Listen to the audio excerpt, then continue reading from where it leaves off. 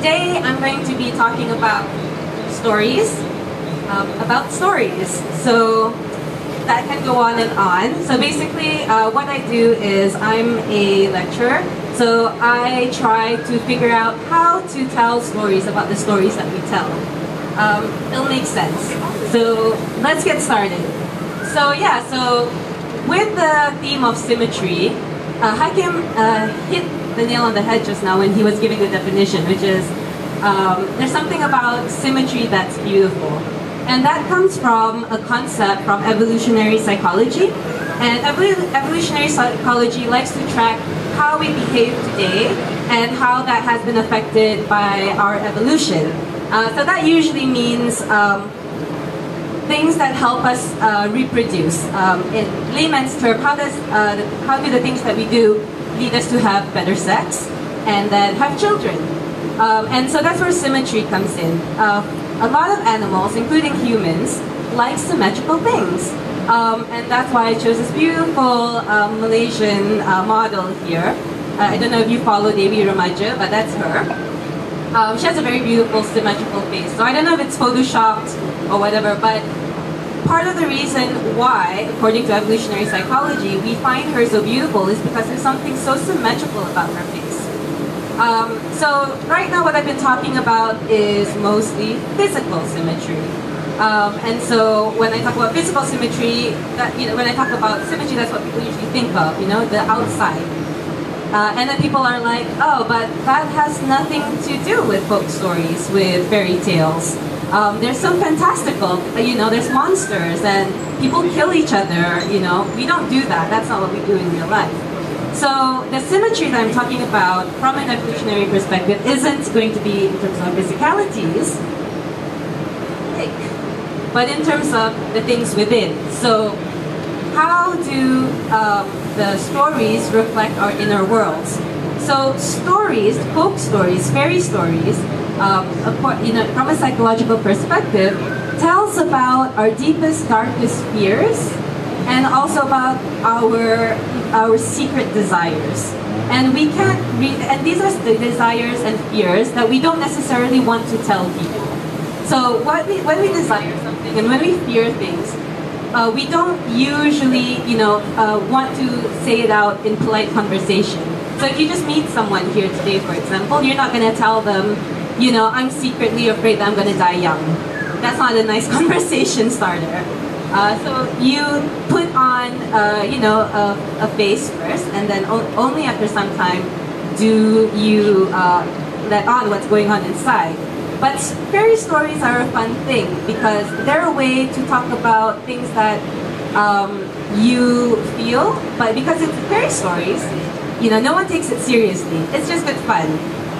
It's fantastic. It's not real. So you put in things, a little bit about your life there, and you tell stories that show a little bit of your desires and fears. And so that's what I'm going to be talking about.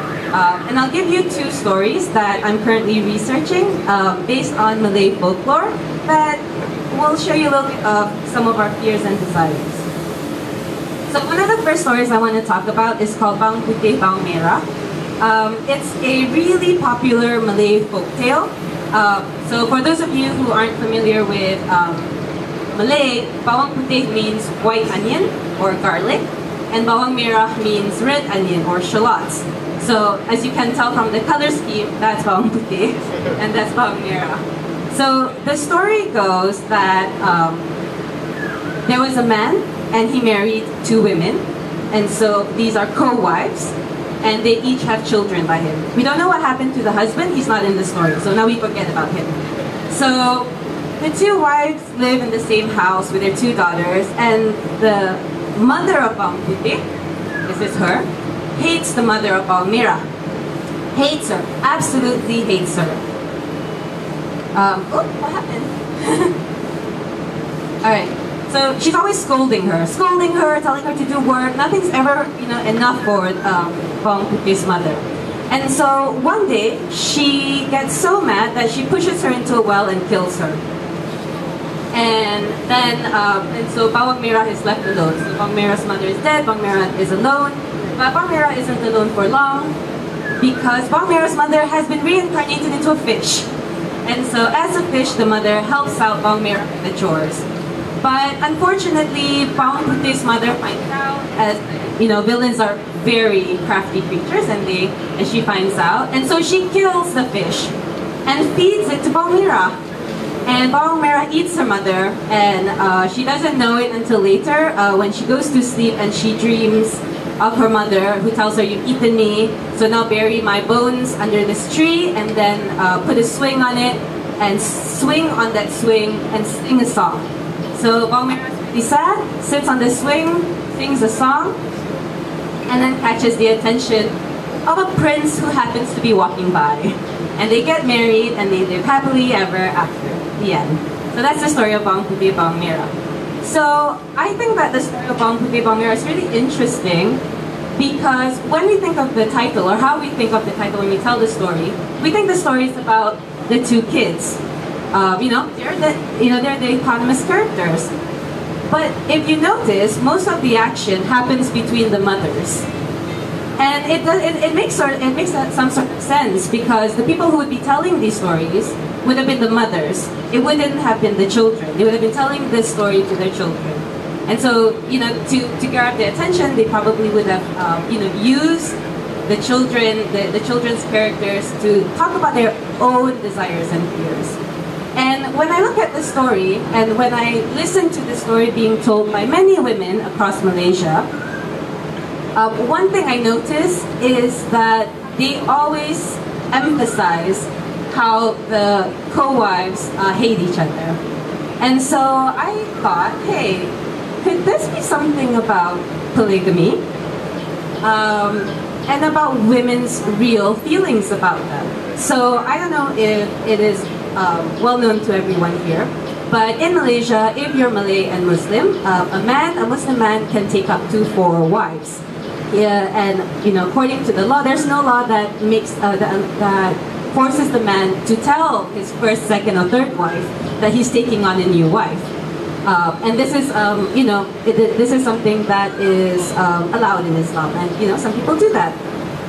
And I saw that, and all my respondents were women, and when they told me this story, there's always, they brush it with, they hate each other, really hated each other. Back to the story about the 2 children. And again, so, because my way of looking at stories is to try to figure out what about these, why is it that these stories keep on being repeated? I wanted to see how these stories reflect how women feel about polygamy in general. So a lot of women, when I talk to women about polygamy, and when we look at anonymous research talking to women about, Malay Muslim women about polygamy, most of them don't like it. Surprise, surprise. Most of them don't like it, but they will never say it out loud. So if you are in polite conversation, you're not going to say, "I hate polygamy. I don't like it. I wish that it wasn't there." So because it's not socially acceptable to say it if you want to be seen as a good Malay Muslim woman. And so usually when I talk to women who are in polygamous relationships, they're like, "Well, what can I do?" And so I feel like this story, the animosity that's felt between these 2 wives, are a way to talk about are a way to sort of like address the hidden anger that some women feel about polygamy that they cannot express. And this is the symmetry that I see between Malay Muslim women's inner lives and the story that they tell through Bang Putih Bang Merah. So that's one story, and I've told you how I've gone through the process of analysis. So now I'm going to tell you a second story that I absolutely adored, and I thought that it was really interesting because this story I gathered from from 3 women. One was from Kelantan, which is the northernmost state in Malaysia. One's from Johor, the southernmost state in Malaysia, and one from Selangor. So this story, and they were all told by women of similar ages, early 30s to late 30s, so around the 30s. And so the story goes like this. It's a personal experience story. So all of them said that when they were children, there was a rumor going around that there was a really beautiful woman going around schools looking for 99 virgins so that she could drink their blood. And she wants to drink their blood because she wants to remain young and beautiful. And so these women were telling me, yeah, it was really terrible. Like, we had to stay at home, we couldn't go out, because if we went out, then, this woman would come and eat us, and then, and then she would just go around and get some more. Some people said that they saw her, or they saw glimpses of her, and they said, like, yeah, she was really beautiful, but there was just something about her, and they were all really worried about having their blood sucked, understandably. So I was really interested in this story and why people told it and why this fear of a blood-sucking woman. And I'm pretty sure if I asked people here today, you would probably have a similar story that you have heard about women who want to drink blood to keep young.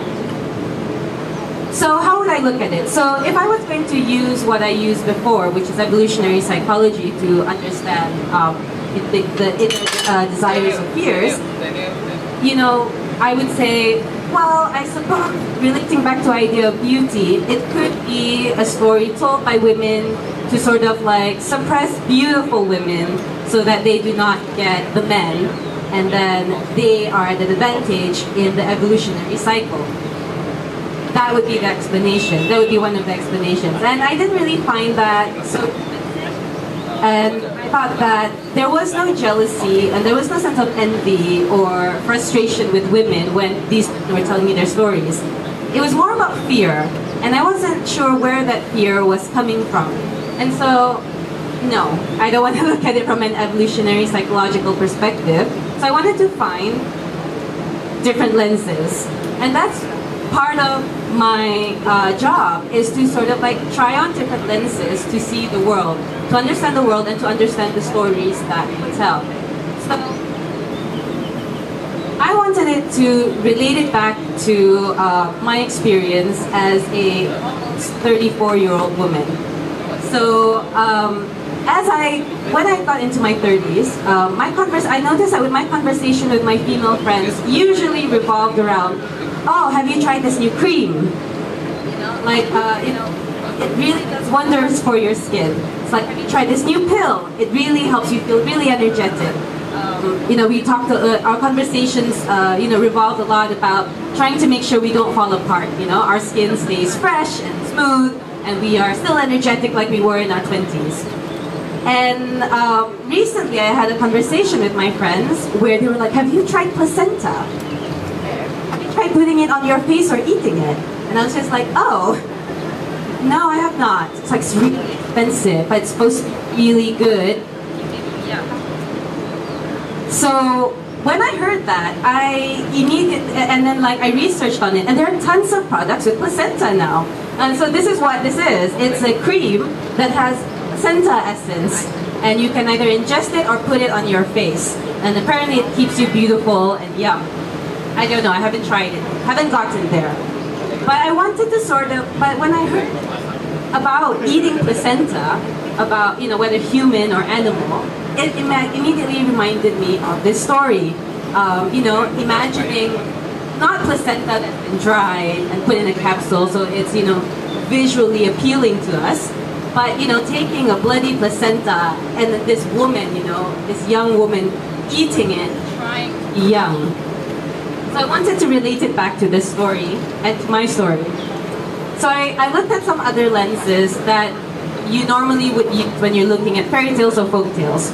So if you're studying folk tales, stories told by common people, the most popular way of looking at it is through structuralism.